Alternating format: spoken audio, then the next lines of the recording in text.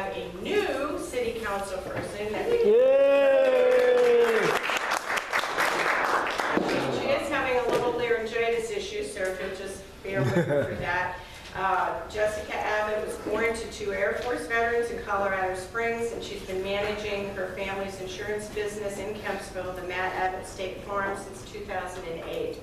She graduated from Virginia Beach High School, Kellum, and then went on to have the American College of Financial Services in 2015 with the Life Underwriter Training Council and Financial Services Certified Professional designations. She's a FEMA certified flood insurance agent, so I guess if anybody knows what the problems are with the issue with flooding, it would be Jessica. She's former vice chair of the Tidewater Libertarian Party, and that was a position she relinquished to run for city council.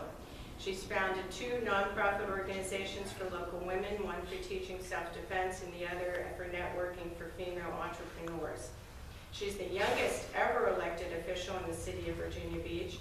She lives in the Kempsville district, yay Kempsville, in Indian Lakes with her husband Matthew Cheatham, who is also a teacher in Virginia Beach school system, and Desmond.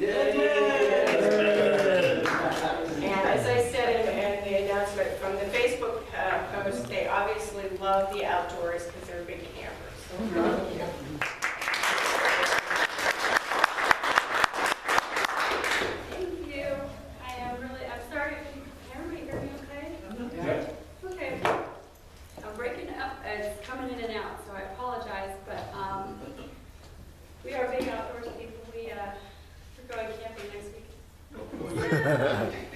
We're just going to go to Seashore, though, so we're not really going very far. Hopefully it won't be freezing. Well, if you get cold, you can come up to my house. Yeah, we might have to. But anyway, so yeah, I'm Jessica Abbott, newly elected and still surviving city council so far.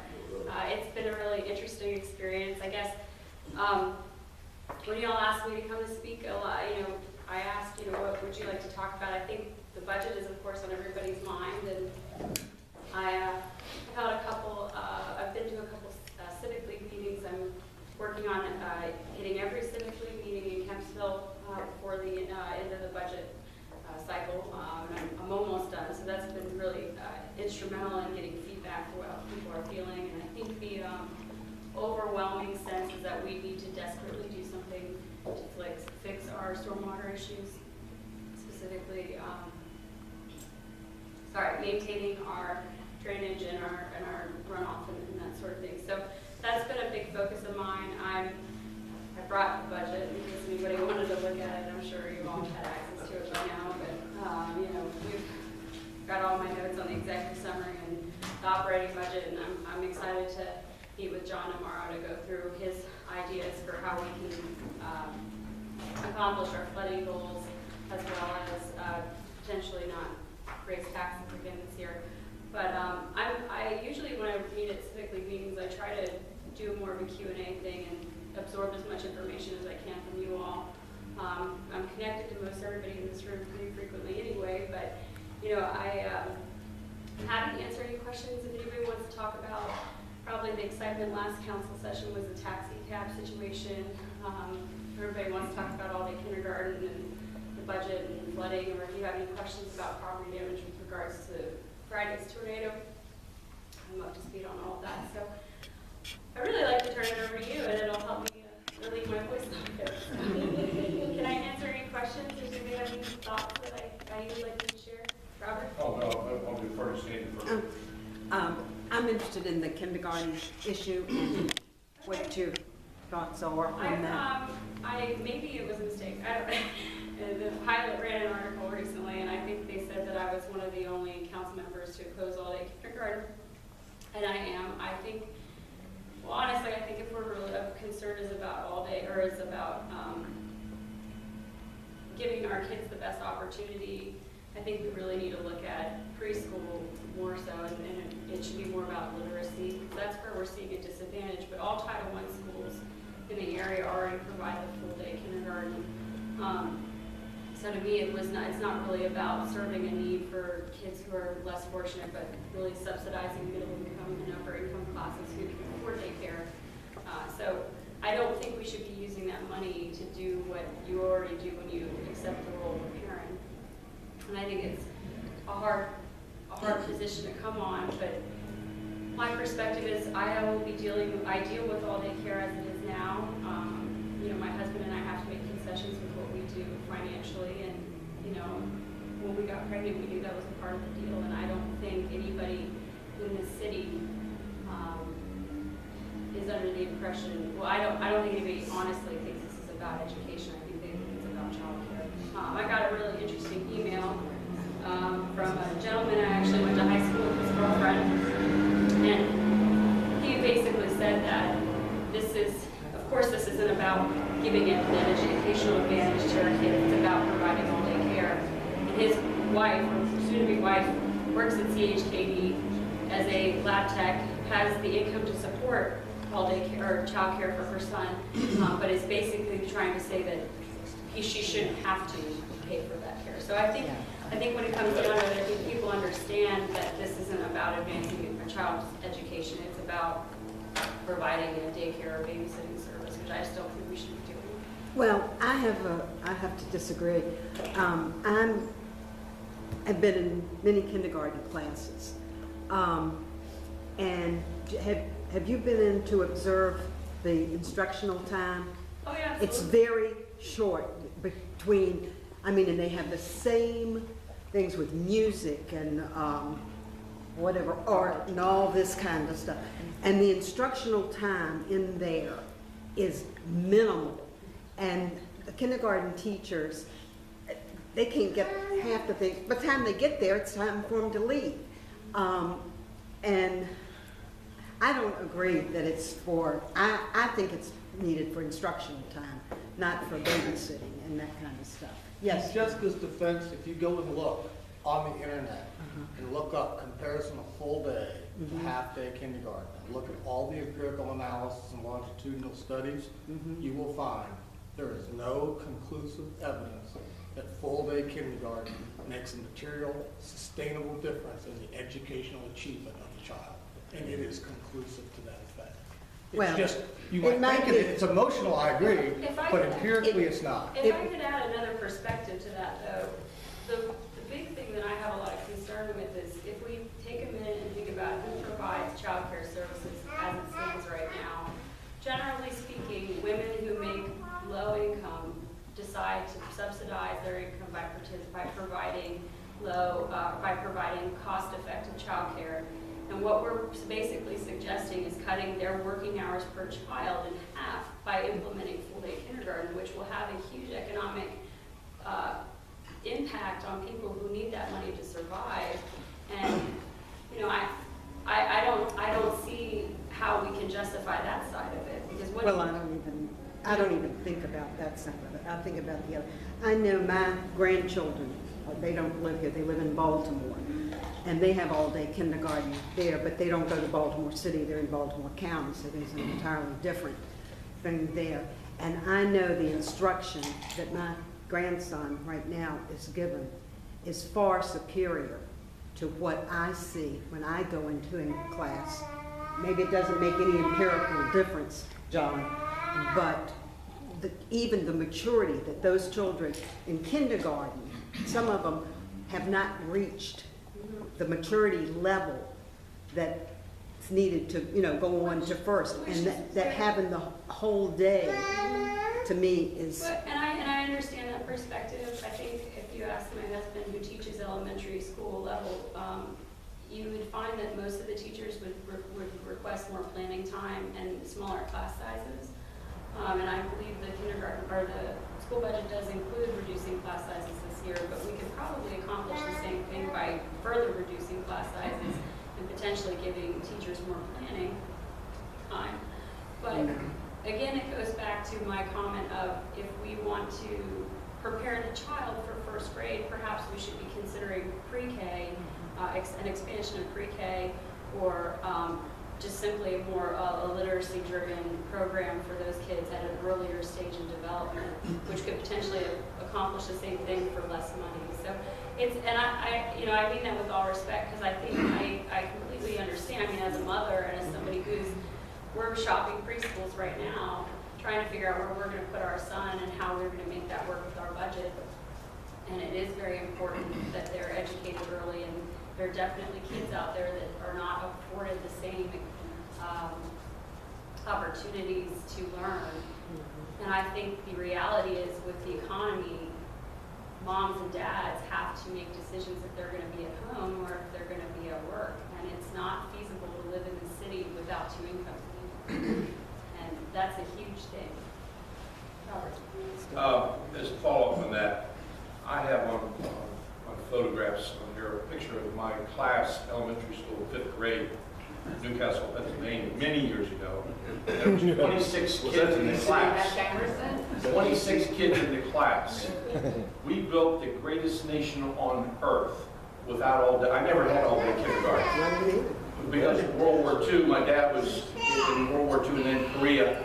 So my grandparents pretty much raised me, and they educated me before I went to 1st grade, which was 6 years old, was the requirement at that time.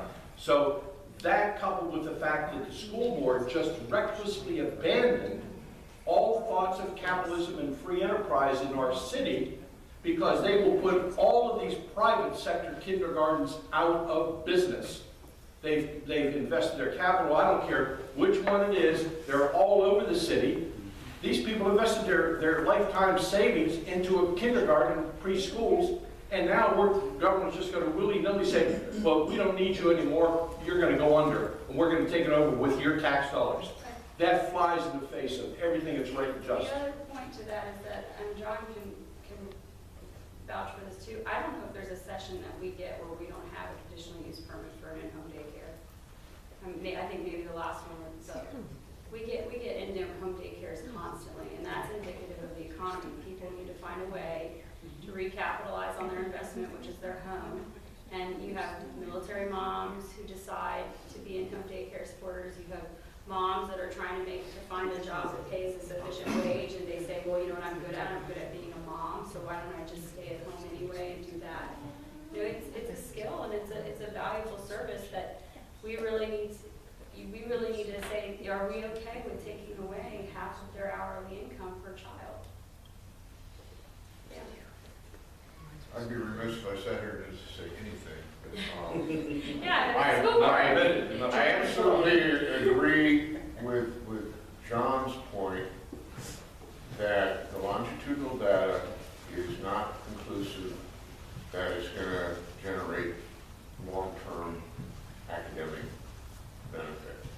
And that is why 3-4 years ago, I was literally dragging my feet and held us back from going there. A couple things have happened in the last 3 or 4 years that has brought me literally 180 on the issue. One is the continual push down into the lower grades of more and more academic rigor. We've got middle schoolers that are doing what I was doing as a senior in high school and college, being done in middle school. We're trying to literally catch up to other people around the world. Nationally, the U.S. is not where it should be in terms of academic rigor and technical achievement and stuff with our kids. And that's why we're, nationwide, we're pushing more and more down, trying to have people, having our children. So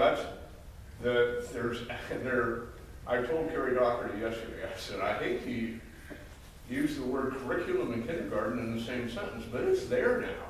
And it's a full curriculum, and more time is needed. But the other major element that brought me around, and again, personal life factors into public officials. And I've got a son who's 39, who has a 5-year-old, and I have witnessed him place his child outside the city he lives in. And the city he lives in is pretty phenomenal. It's Boulder, Colorado. But they have full-day kindergarten there in Colorado. And emphasize the importance of that. And I don't see, I take a lot of pride in our school system, but I don't see how I can sell our school system to a mid-30s millennial that's got a child like your age who is looking to potentially locate in the city and say, and I'm going to tell that person, we've got a really phenomenal we've got a phenomenal school system, but oh, by the way, we're one of 3 cities in the entire Commonwealth that doesn't even have full-day kindergarten. Well, It just doesn't wash. I've been asked That's okay, and I'll be quiet because that's pretty much what I shared with Carrie yesterday. Because she called me up and hammering me. She says, I want to know why you changed. She says, I've got you on record here, and now you're here. How did you get there? Sure. And so anyway. Well, the situation, the email I got from this person I went to high school with, she basically said the same thing. She said, why wouldn't I just live in Norfolk instead of moving to Virginia Beach? And I simply responded to her, our schools are better. We have better schools. And if you want to have a school system that does not perform as well as us but have full-day kindergarten, that's your decision. I don't think it's the only thing we think about. And there is affordable childcare in this city. I will tell you personally, my son will be 2 in June, so it's pretty much the earliest you can enroll them in a preschool that's not just a daycare. And we were able to find a preschool that charges $80 a week. They provide an extensive curriculum, and that's not, $80 a week might sound a lot to some people, but that's very affordable. And it's just as simple as making a decision for yourself. And I think there is a point to taking a stand and saying, I have a responsibility because I decided to be a parent to make these decisions for my child and find a way to make it work. And I, better than anybody, than most, know what it's like to live on almost nothing. When Matt was going to school, we were living on $30,000 a year in a city where you really need $60,000 to $70,000 to live well, not even comfortably, but without being financially burdened. So it is possible. It's not always pretty, but it's possible. And I just think we need to really decide what the function of government is going to be. I think that's just where it all stems.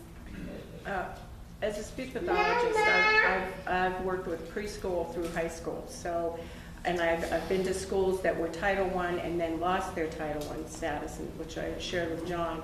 And they went to a half-day kindergarten. And I would piggyback on what Dan Edwards said, is that I don't see the problem being whether it's full day or half day. What I see the problem being, and after 35 years in the profession, it is the curriculum that we are forcing developmentally skills on children that are not ready. There are some kids that are ready to read in kindergarten. There are some children that are ready to write. But if you look at developmental data, you look at fine motor, you look at the neuroanatomy studies, children are not ready to be holding a pencil and writing sentences at age 5. They're not, but that's what our expectations are. They are to leave kindergarten reading and writing, something, Robert, that in our day, that didn't happen.